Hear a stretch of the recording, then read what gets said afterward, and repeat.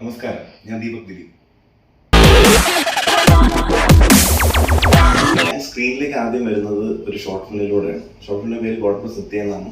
അത് യൂട്യൂബിലാണ് റിലീസ് ചെയ്തത്. തിയേറ്റർ പ്രിവ്യൂവിൽ വെച്ചിട്ടുണ്ടായിരുന്നു. അത് വളരെ നല്ല അഭിപ്രായം കിട്ടി, നല്ല അപ്രീഷിയേഷൻ കിട്ടിയത് മുന്നോട്ട് പോയായിരുന്നു. അത്യാവശ്യം നല്ല വ്യൂസ് യൂട്യൂബിലും കിട്ടിയായിരുന്നു.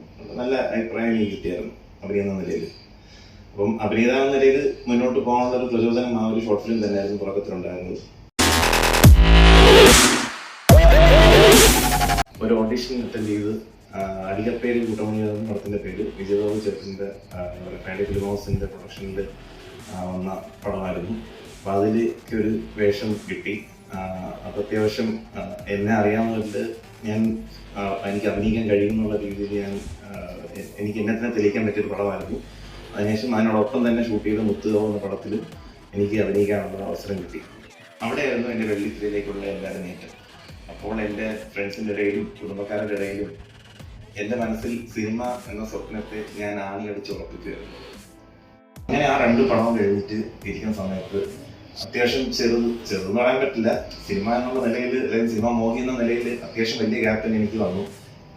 ജോലി, കുടുംബം അങ്ങനെയുള്ള കാര്യങ്ങളൊക്കെ എനിക്ക് നോക്കേണ്ടിയും അതിൽ കുറച്ച് റെസ്പോൺസിബിലിറ്റീസ് എനിക്ക് ഏറ്റെടുക്കേണ്ടി വന്നു.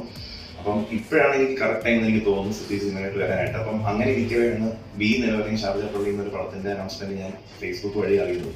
അങ്ങനെ അതിലേക്ക് ഞാൻ എൻ്റെ ഫോട്ടോയും ബയോഡേറ്റയൊക്കെ അയക്കുകയും അപ്പം അതിൻ്റെ ഓഡിഷനെ വിളിക്കുകയും അങ്ങനെ ഞാൻ സൂര്യനെ പരിചയപ്പെടുകയും അങ്ങനെ അതിലേക്ക് സെലക്ട് ആവുകയൊക്കെ ചെയ്തായിരുന്നു. അങ്ങനെ ഇരിക്കുകയാണ് കുറച്ച് ഈ ലോക്ക്ഡൗൺ ഒക്കെ അതിനുശേഷം വരികയും എല്ലാവരും ആ ഒരു ലോക്ക്ഡൗൺ അവസ്ഥകളിൽ അനുഭവിച്ച പോലെ ഞാനും ഈ സിനിമ മോഹി എന്ന നിലയിൽ എനിക്കൊരു വലിയ ബ്രേക്ക് തന്നെ എനിക്ക് തോന്നിയാണ്. ബി നിലവറ ഷാർജപ്പള്ളി എന്നൊരു പടം അത് പോസ്റ്റ് ചെയ്തത് എന്താ പറയുക, അത് സ്റ്റക്കായി നിൽക്കുന്ന ഒരു വിഷമം തന്നെയായിരുന്നു എനിക്ക്. അപ്പോൾ അങ്ങനെ ഇരിക്കവെയാണ് സൂര്യചേട്ടന് ഇങ്ങനെ എല്ലാവരും കൂടെ ചേർന്നൊരു പടം ലോക്ക്ഡൗൺ സമയത്ത് എടുക്കുന്നുണ്ടെന്ന് ഞാൻ അറിഞ്ഞു. റൂട്ട് മാപ്പ് എന്നായിരുന്നു പടത്തിന്റെ പേര്. റൂട്ട് മാപ്പ് എന്ന ചിത്രത്തിന്റെ സ്റ്റാർട്ടിംഗ് ഡിസ്കഷനിൽ എനിക്ക് ചെറിയൊരു റോളാണ് ആദ്യം കിട്ടിയത്. പിന്നെ പോകെ സൂര്യചേട്ടനും അരുൺചേട്ടനും കൂടെ, അരുൺചേട്ടൻ അതായത് നമ്മുടെ പടത്തിന്റെ സ്ക്രിപ്റ്റ് റൈറ്ററാണ്, രണ്ടുപേരും കൂടെ ചേർന്ന് എനിക്ക് പ്രിൻസ് എന്ന റോള് തരികയായിരുന്നു. അത് ശരിക്കും പറഞ്ഞൊരു പ്രൊമോഷൻ പോലെ തന്നെയായിരുന്നു. പടം തുടങ്ങുന്ന മുന്നേ തന്നെ പ്രൊമോഷൻ കിട്ടിയ പോലെ തന്നെയായിരുന്നു. വളരെ സന്തോഷമായ ഒരു നിമിഷമായിരുന്നത്.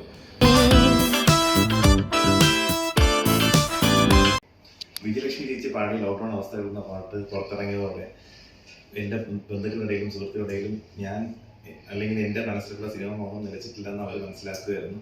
എനിക്ക് ഒരുപാടധികം നല്ല റെസ്പോൺസാണ് കിട്ടിക്കൊണ്ടിരിക്കുന്നത്. പ്രത്യേകിച്ച് ആ പാട്ടിൽ ഒരു റൊമാൻറ്റിക് സീനുള്ളത് അത് എൻ്റെതാണ്.